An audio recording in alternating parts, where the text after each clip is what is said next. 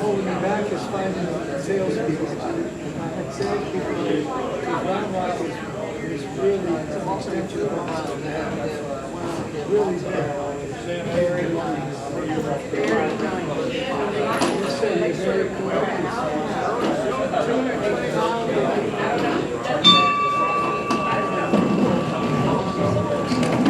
Good day, everybody. Thank everybody for being here. Larry, would you be so kind? Appreciate Flag us. is to our left, And the flag is. face the flag, and let's sing our national anthem. Oh, say, can you see by the dawn's early light what so proudly we hailed at the twilight's last gleaming, whose broad stripes and bright stars through the perilous tide o'er the ramparts we watched were so gallantly streaming, and the rocket's red glare, the bombs bursting in air, gave proof through the night that our flag was still there.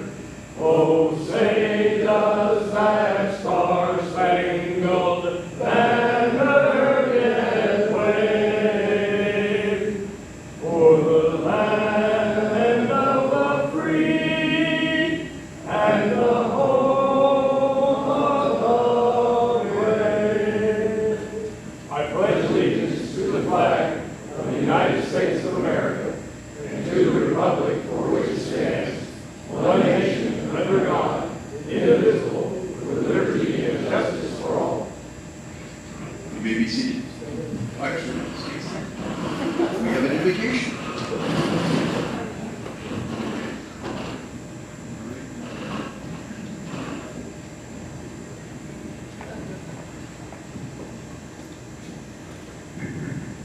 Okay. If you'll please bow your head with me. Let us offer thanks for our food, blessings for one another, and for our absent friends. Let us be a source of hope for those in need and contentment for those who are lonely. Let us give gratitude for our opportunity to serve Rotary. Let the feelings of love, kindness, and a well-directed yet gentle spirit always be reflected in our actions. Amen. I'd also like to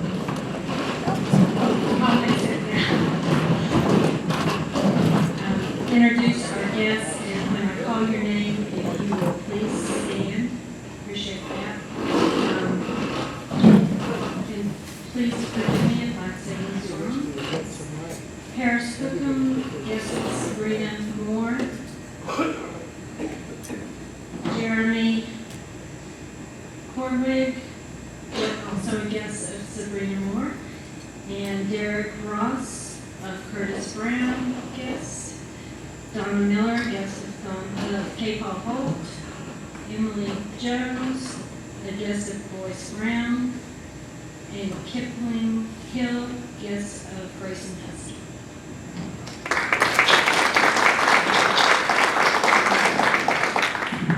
Thank you, Ryan.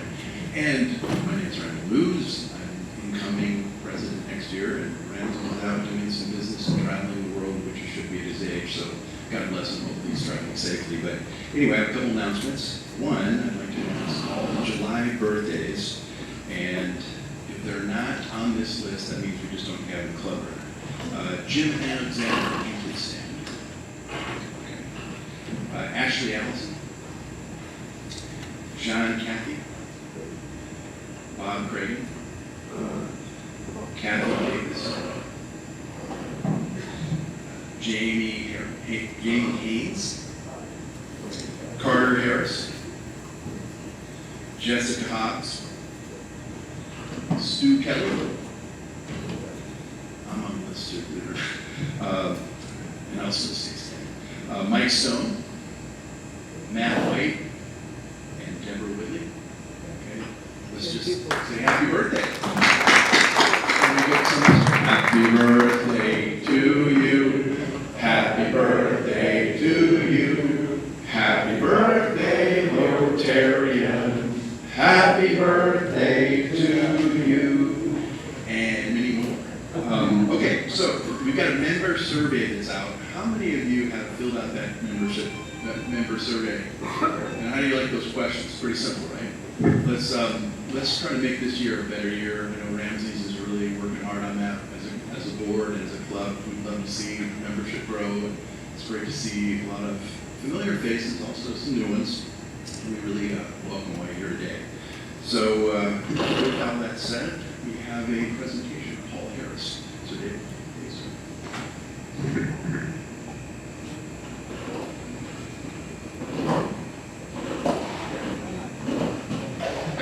How about now? There we go.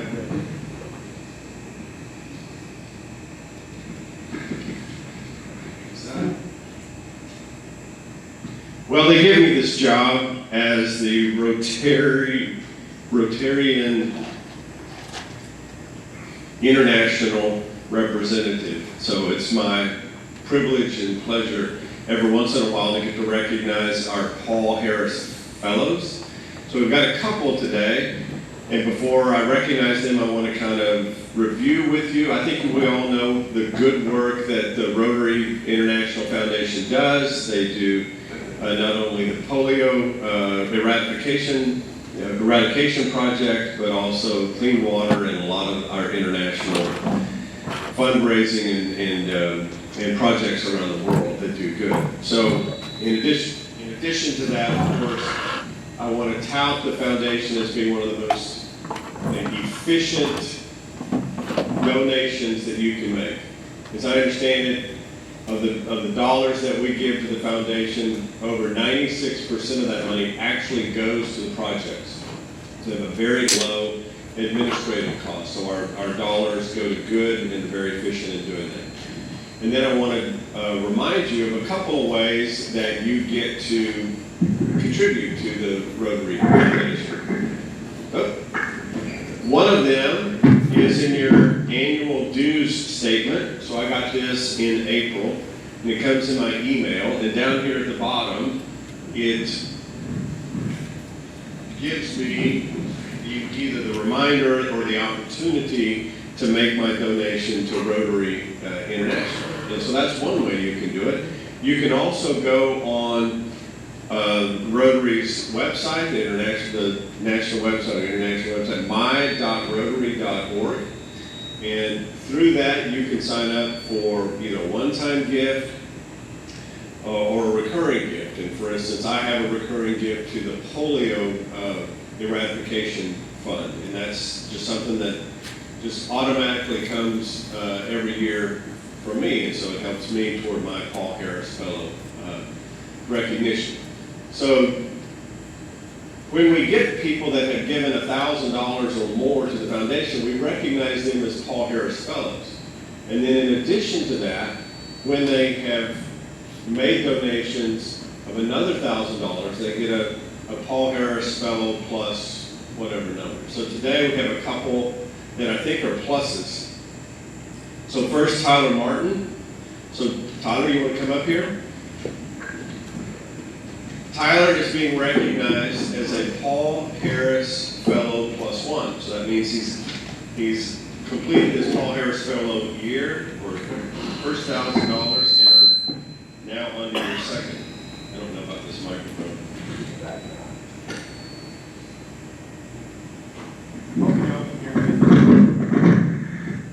Tyler, this Paul Harris Fellow begin as a blue stone on the bottom. I think I've got the same stone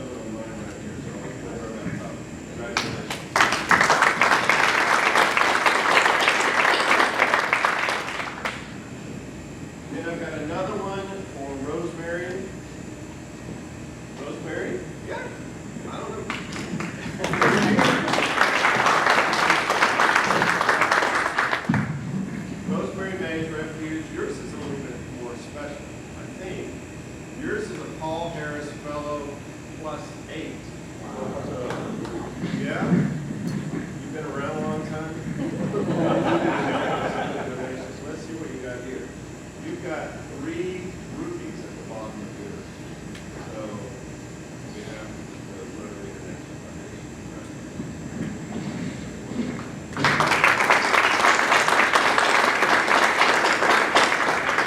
All right. One more thing. I did some research and I found that this club has produced over 300 Paul Harris Fellows in our lifetime. We have, last year, we had 20 Paul Harris Fellows.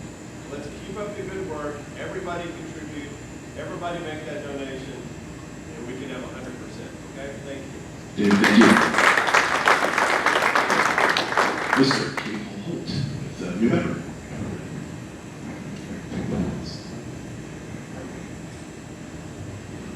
Dr. McCown and I are very pleased to introduce Dr. Chadwick Eggleston, who is our Vice President at McLean Community College. He's Vice President of Instruction and Student Engagement.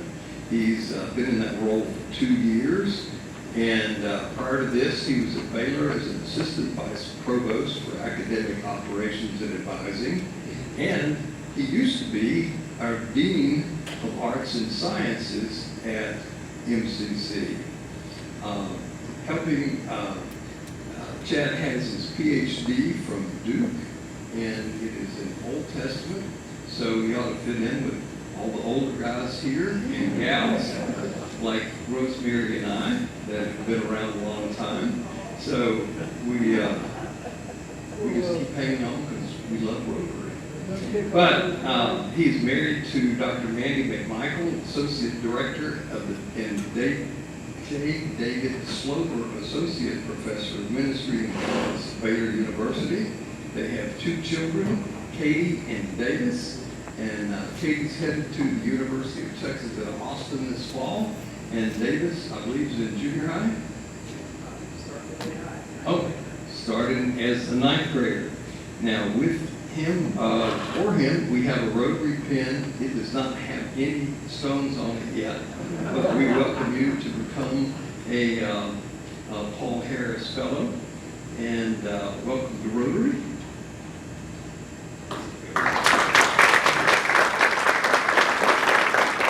Well, I'll keep this very brief. The president will tell you professionally that I am the kind of person who, as both a professor and a preacher, has never met a word he doesn't like. And so I'll only say that I'm very grateful to President McCown and also Mr. Holt for their encouragement to join this august group. So many important leaders in our community, and really honored to be a part and excited to find new and exciting ways to serve and to give back.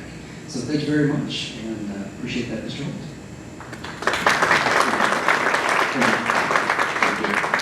Anyway, Chad, welcome. Anyhow, so we have our program, and bring Clay up to introduce our guest speaker this evening.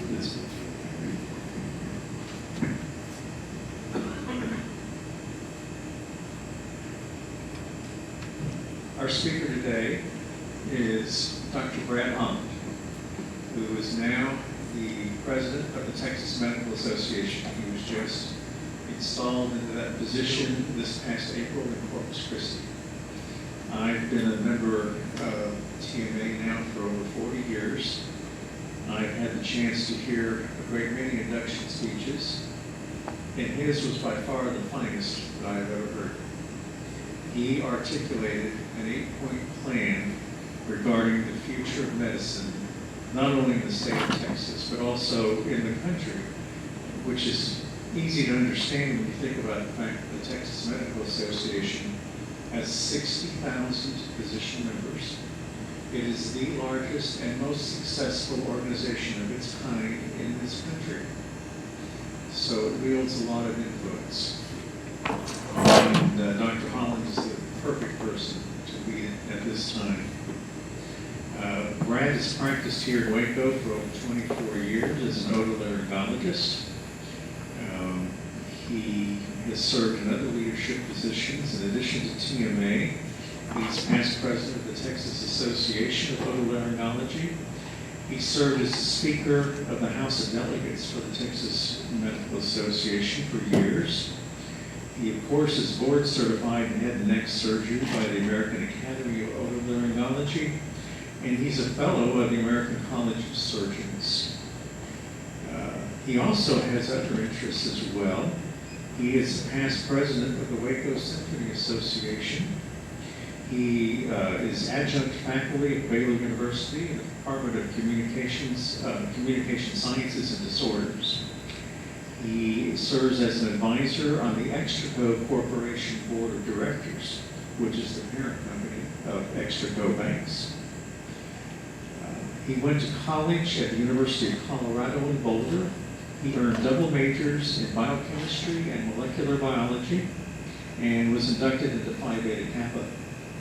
He graduated from the University of Texas Southwestern Medical Center in Dallas for medical school, and he completed a general surgery internship at Bowman Gray School of Medicine.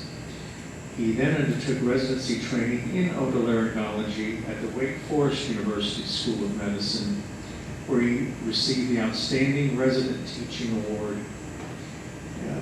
He has received many other honors. To go through the entire list would take up his entire time, which I'm not going to do. I can say, though, that he, just this last year, earned an executive MBA in healthcare from Baylor University's Hank School of Business. And he also served for 4 years as the Republican Party chairman here in McLennan County. He and his wife, Amanda, who is a director of advising at Baylor University, have 3 children in college, Baylor, Belmont, and St. Edwards. Those are the names of the colleges, not the children. And 1 in Baylor Law School. They have a King Charles Spaniel. I'm not sure what that is. I'm sorry, we have cats at home. What can I say? And a 14-year-old tarantula. I'd love to hear more about that. He enjoys fishing, hunting, traveling, puns, and the occasional bourbon in his spare time. Now you've heard all the official things. I'm going to tell you a bit more of the story.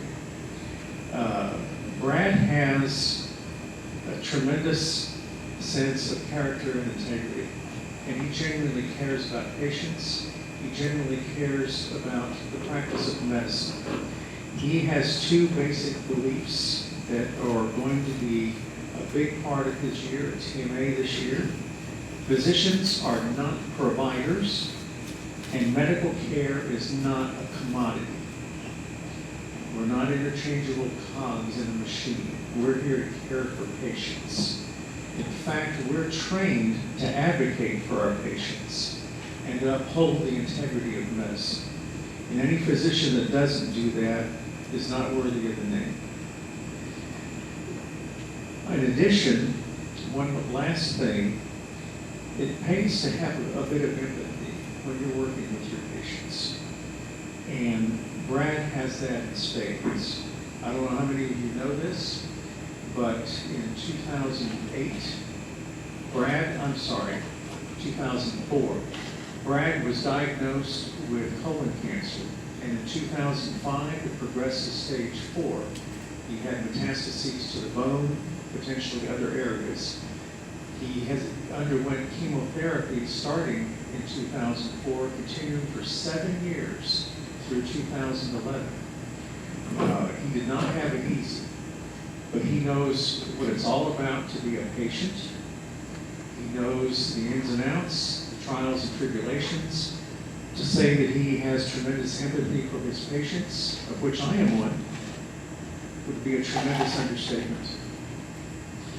During this time is when he was president of the McLennan County Medical Society in 2009, and he did a lot of good things for the Medical Society that year, but one of the best things he did was to find, when we needed to find a new executive director, he found Joanne Felton, now known as Joanne Wade, who is also your executive director, so I know you all are familiar with her. She has done a tremendous job for our organization. I know she has for yours as well.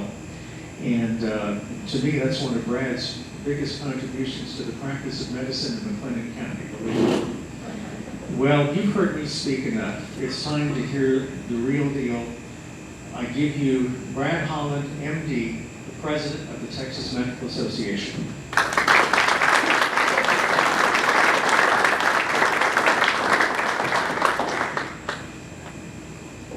Well, that was really too gracious, and thank you very much for those meaningful words. Clay Sawyer's been a friend and mentor for a long, long time. But it's good to be with you here this afternoon. See many familiar faces in the audience.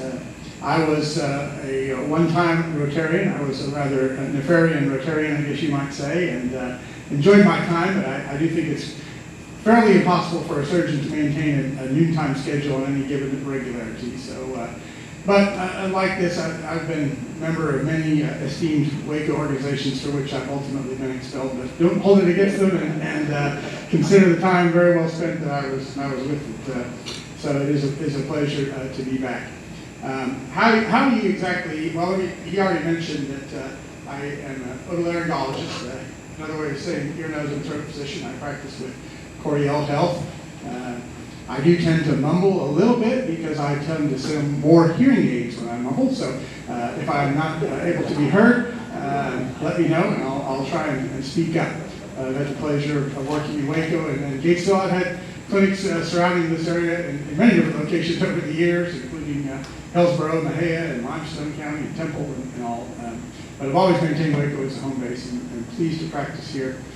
Because it is Waco, and I usually speak to physicians groups more than community groups, so I haven't given this talk a tremendous amount. But since I'm here in Waco, I did want to spend a minute or two or a few minutes on our McLennan County Medical Society, because we have such a treasure here of physicians in this county as opposed to the 254 other counties in Texas. And as Clay already said, it is largely due to our Executive Director, Joanne Wade, who has done such a great job. We are celebrating our 160th year. Because it was actually 1866, just before the bridge company was started. The Waco Medical Association was started with 10 physicians who met at 4th in Austin in the back of a pharmacy and formed what was then called the Waco Medical Association. This is the original charter and the names that were signed that night, which is down in the Texas collection of Baylor University. Many of them continued on to practice in Waco.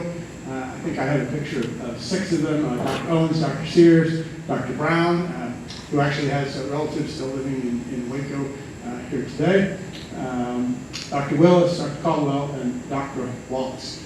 And those were the early giants of Waco medicine. Waco was really a very big hub for the start of early medicine.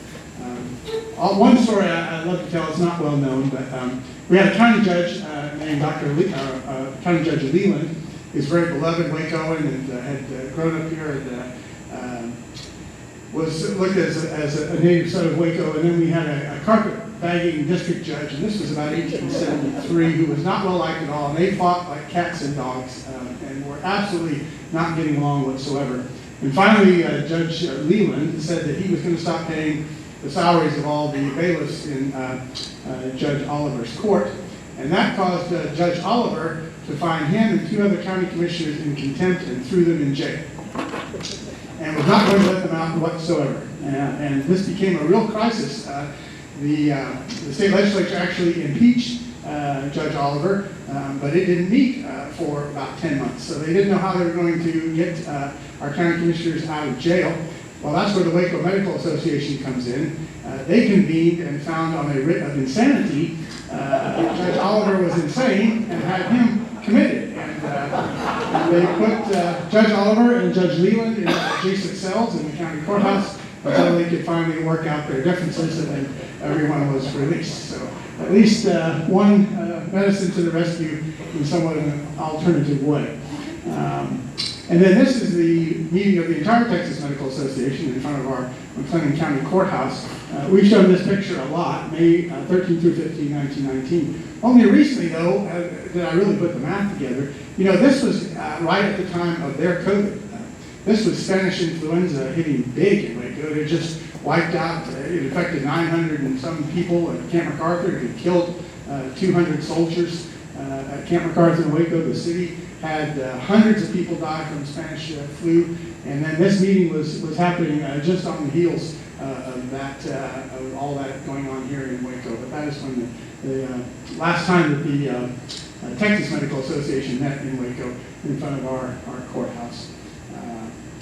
And then the last thing I'll say is I had the pleasure of serving as the 161st president of the Texas Medical Association. The last TMA president was Dr. Dudgeon. That's his grave. Both he and his father were longtime Waco physicians. And if you didn't know, the Dudgeon Ranch is what Providence Hospital now sits on. They donated the land to Providence to form Providence Hospital, and that plaque still sits in the lounge at Providence as well. The Dudgeons donated their land to them. So a little bit about Waco medicine. We could talk a long time about that. But now let me talk about the Texas Medical Association. Clay has already said we are pleased to have 60,000 physician members. It is the largest state medical society in the country. Texas has an environment that is actually very pro-physician. It is pro-business. We attract more physicians than any other state. More physicians move to Texas than any other state. We have a net movement of about 100 physicians a week to Texas, and yet we still have a tremendous shortage. So, but at least we have a net influx that way. The demographic of the Texas Medical Association, you can see it's a little tough to read perhaps, but 27.5% are independent, 30% are employed by corporate, including private equity, which is becoming a bigger player in medicine, and then 41% are employed by hospital and health systems. Actually, the very most fresh numbers are that 73% of physicians are now employed. And that's one of the biggest swings that we've had in medicine. Over the last 15 years, that number used to be about 38% 15 years ago. So to go from 38% employed to 73% in the course of 15 years, tremendous things happening in medicine fast, much faster than a lot of people can even keep track of. I'll mention a few other things about Texas Medical Association, our other ventures, Walk with the Doc for Health. We have hard hats for little heads where we give out free bicycle helmets to anyone that needs them. We have Texas Book Share about reading for programs in science for kids, as well as our Texas Medical Foundation and Defend What Matters in terms of vaccines. And we have our political action committee, the sixth largest political action committee in the state of Texas for trade association, TexPAC.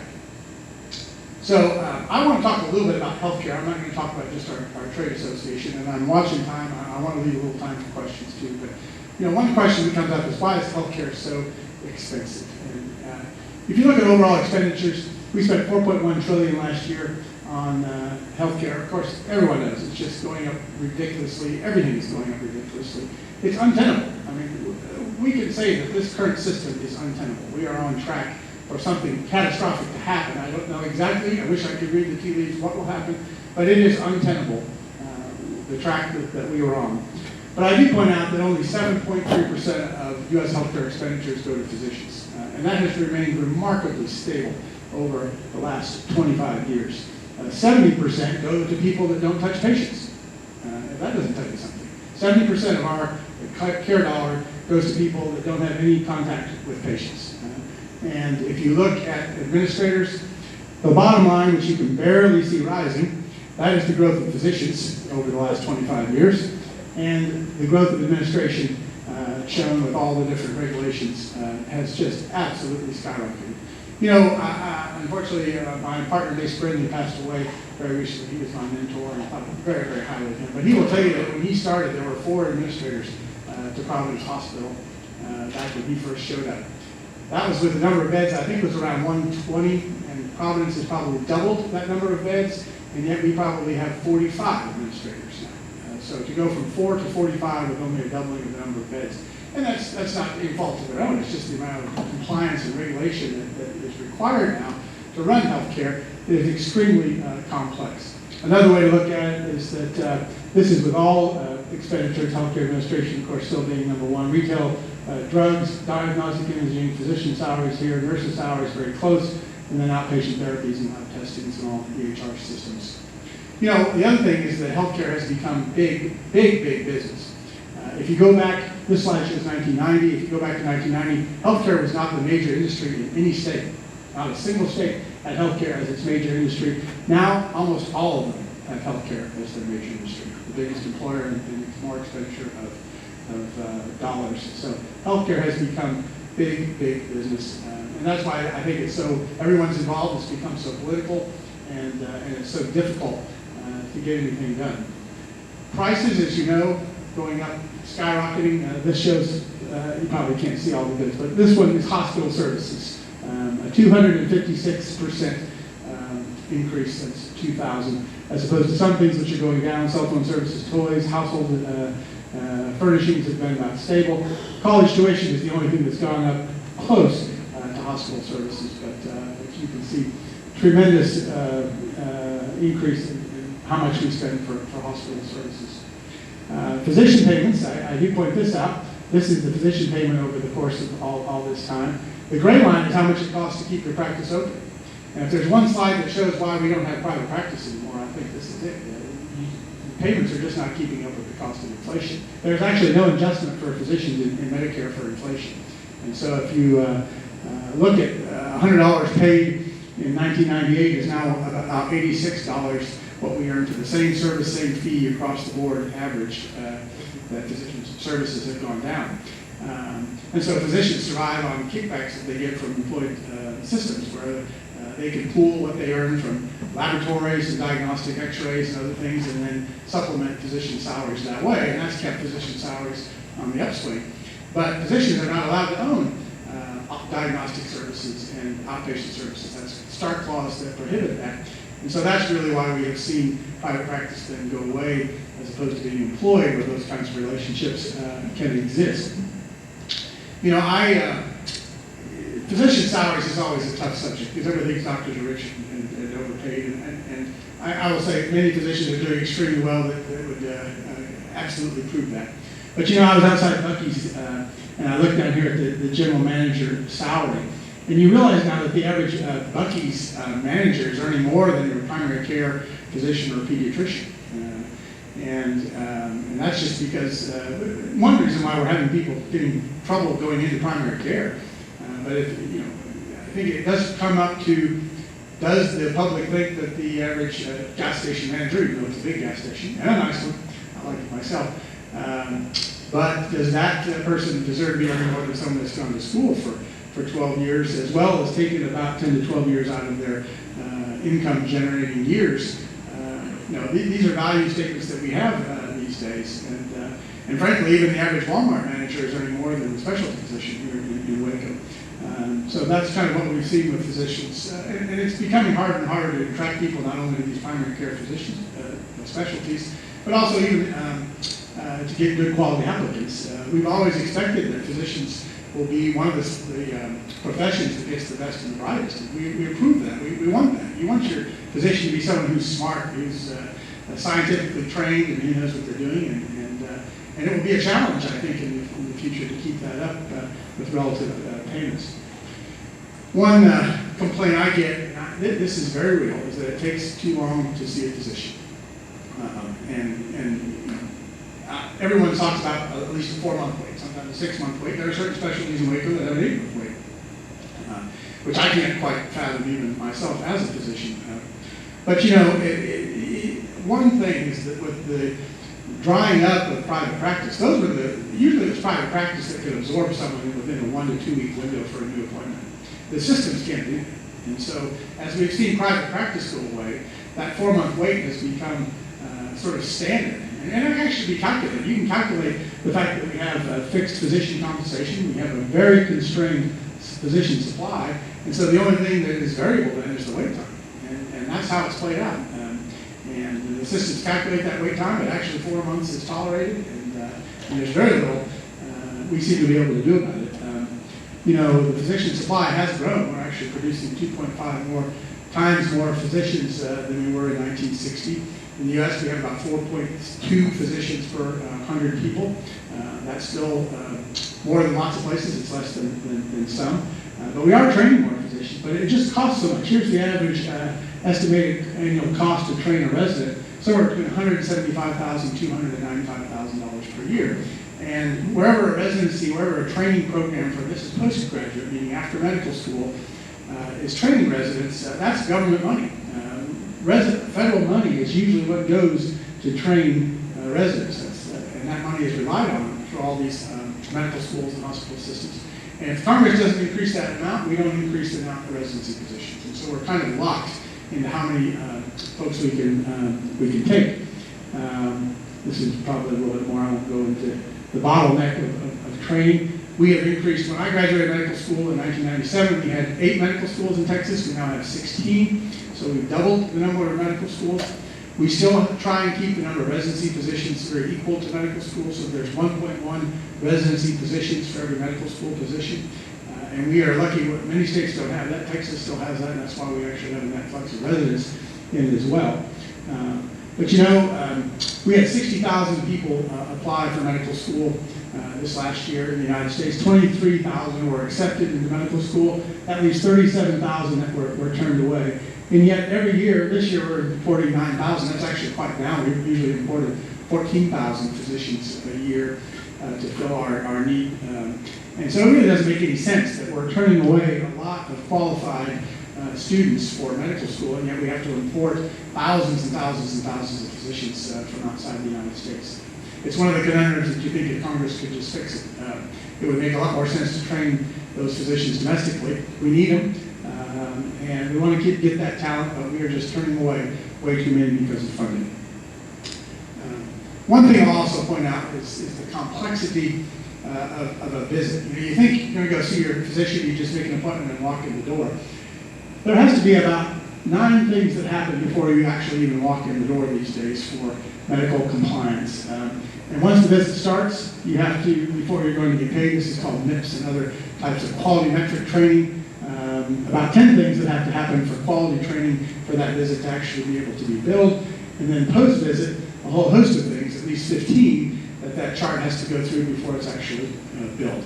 And that is one of the reasons why things are so complex. It's hard for a private practice physician to be able to do all that. It's not just a matter of writing a note and submitting the billing code anymore. Things have gotten incredibly complex. And now that health insurers can use artificial intelligence to deny your claim in less than 0.4 seconds, as it's been calculated. I hope that someday we have some AI to work on our end, which I think we will soon, but it makes it very, very difficult. The one other reason that healthcare is rising in price so much is that we have 90% of our markets are highly consolidated, meaning that they have less than 2 major players.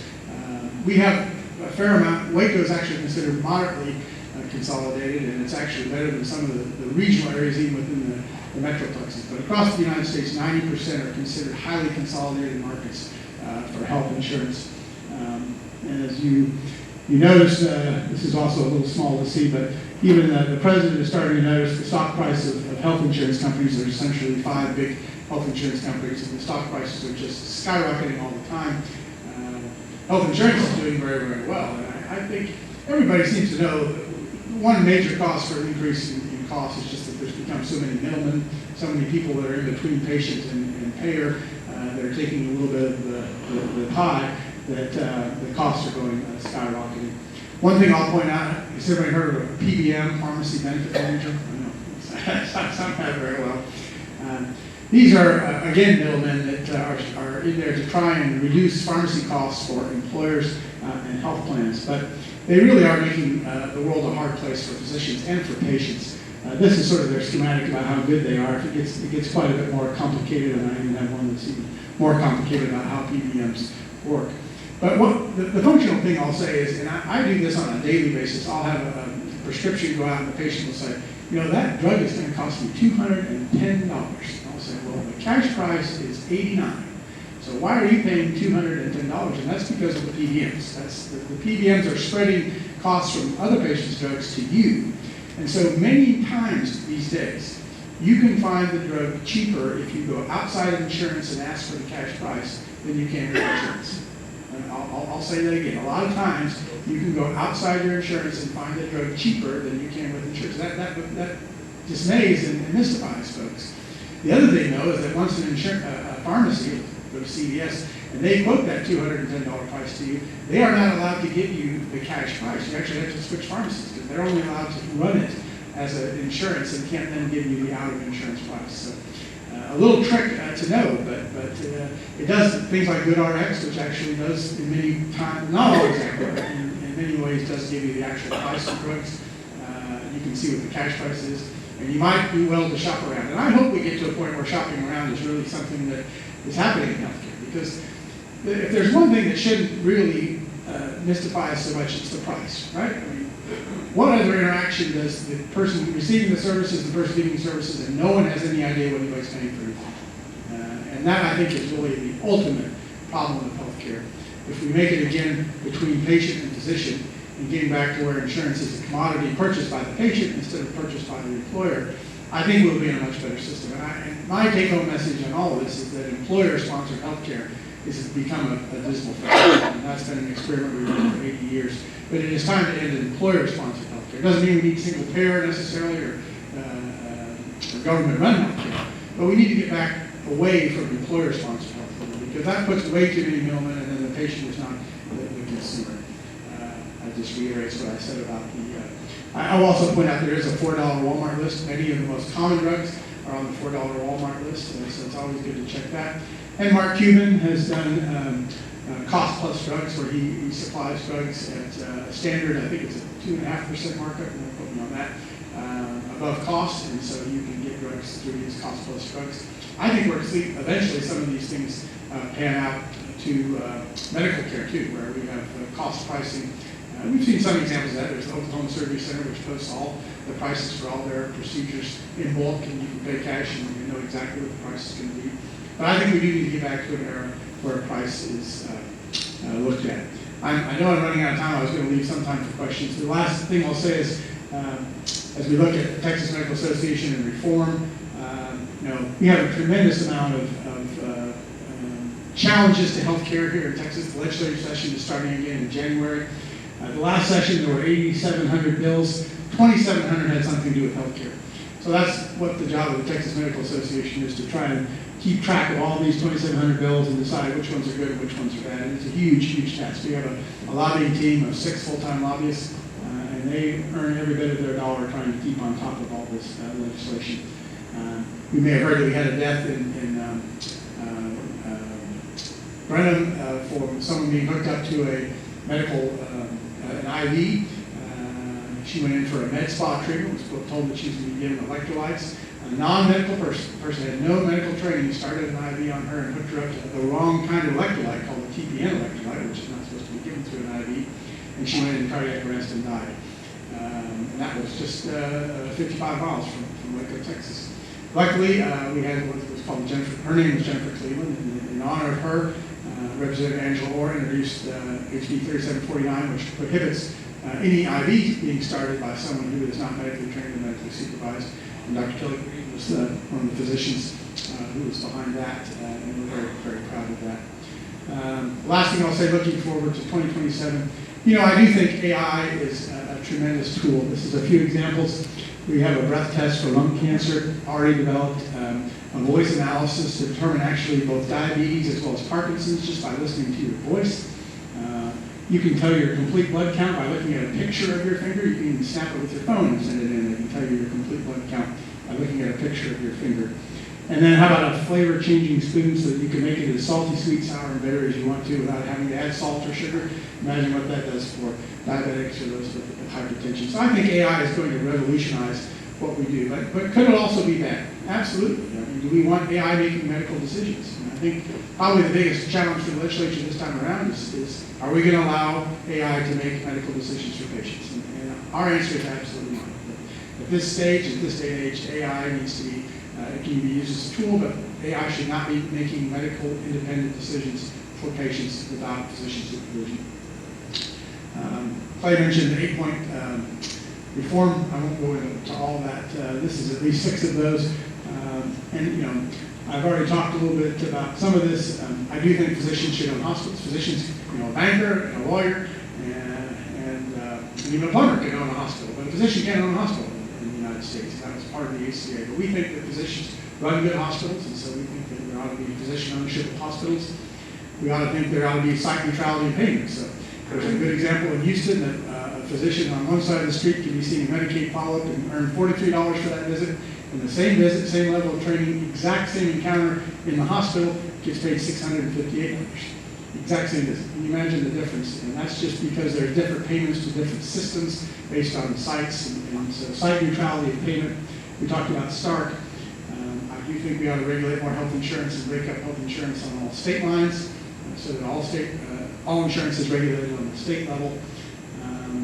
And then I talked about employee-sponsored health insurance. So with that, changing healthcare is sort of like steering an aircraft carrier without a steering wheel, as I like to say. I appreciate the time with you, and I don't know whether the apple day keeps the doctor away, but I say meet with your doctor, because really the physician-patient relationship is the one thing that I think still works in healthcare. There's a lot so broken, and if we can build the system back on that physician-patient relationship, it's going to be what we all want. And so that's where we need to start, and that's what we have in mind for reform of healthcare. In terms of who fights for patients in Texas, I think the Texas Medical Association is the one thing we can say, we do stand up for patients more than anybody else. So I'm proud to be a member and proud to be with you today. So with that, I'll conclude. I don't know if you have time for questions or not, but happy to answer a few questions. Thank you. Yes, sir.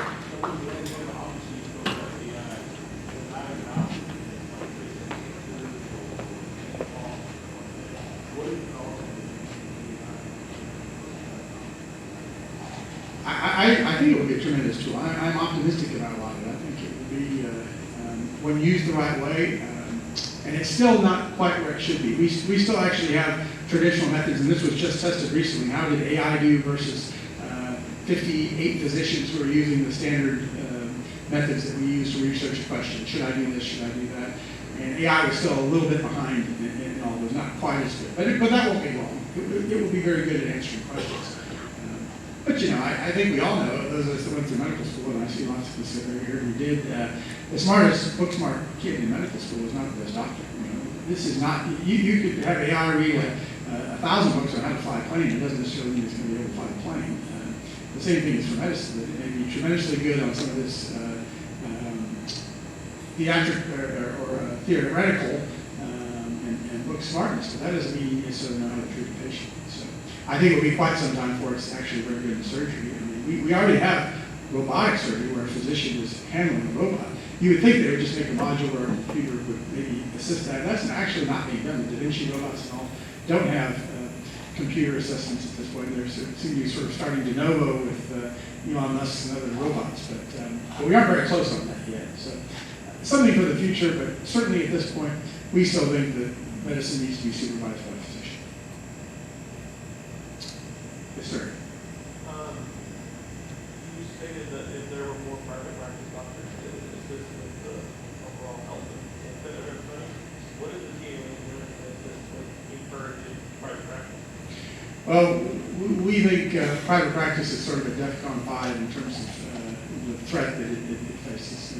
So we actually have a statewide panel that has put all efforts into trying to figure out what we need to do to save private practice. Frankly, a lot of it is what I talked about in these plans. Until we get some site neutrality where the hospital systems earn the same. And actually, we've seen something even this last couple of weeks. The Trump administration is starting to look at similar payment for diagnostic imaging. That's the first kind of breakdown of that wall that we've seen, and that's only 2 weeks old, where the feds announced that they were going to give same neutral payment for outpatient diagnostic imaging. So I think they're catching on a little bit too, but there's got to be a leveling across the board. You can't stack it so much in favor of health systems and against private practice. So it's a complex question. It does come down, it's an economic question. It's just economic viability, and we're trying to make it more economically viable for private practice. Yes, sir. What?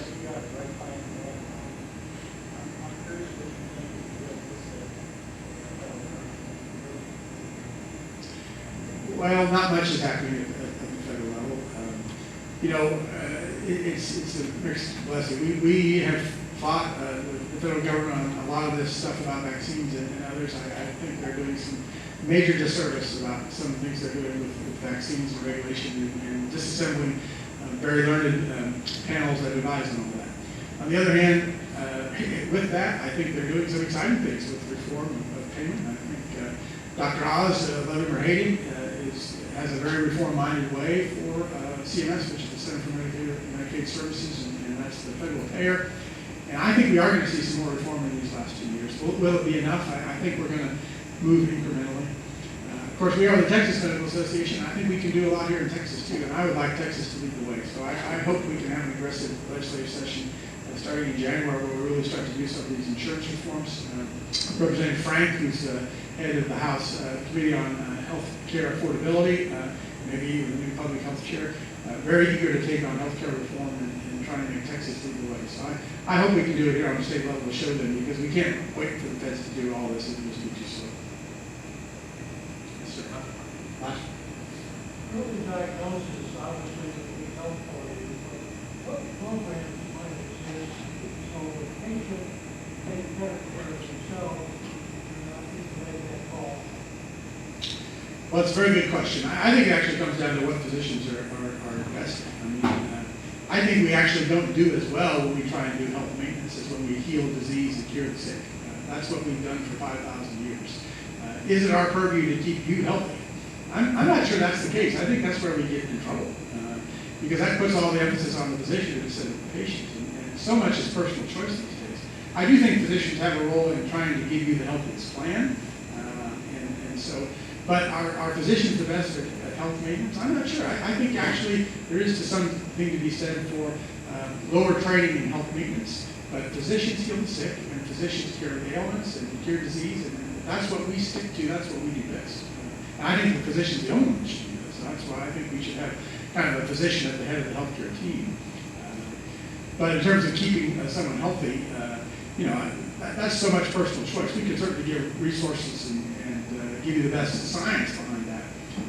But is that what the physician does, is to keep you healthy? I think we're trying to keep you from getting sick, but I also think that physicians, we need to look at our role as healing the sick and curing. With that, appreciate the time. It was an excellent program, and I hope everybody enjoyed this, because these are the kind of programs we hope to continue to have. And I want to thank all our guests. Hopefully there's some interest if you want to speak to any one of our members. We have some interest in becoming a member. Also, everybody here in this panel, thank you for being here, and all of our recipients and those who are becoming further along in their Paul Harris Awards and such. Also, we have our next meeting coming up on July 27th, which will be Charlie Walter. He'll be presenting stories from the Mayborn Museum collection. So if you guys are that, I'm sure you'll really enjoy it. So I'd like everybody to stand now, and we're going to do a 4-way test.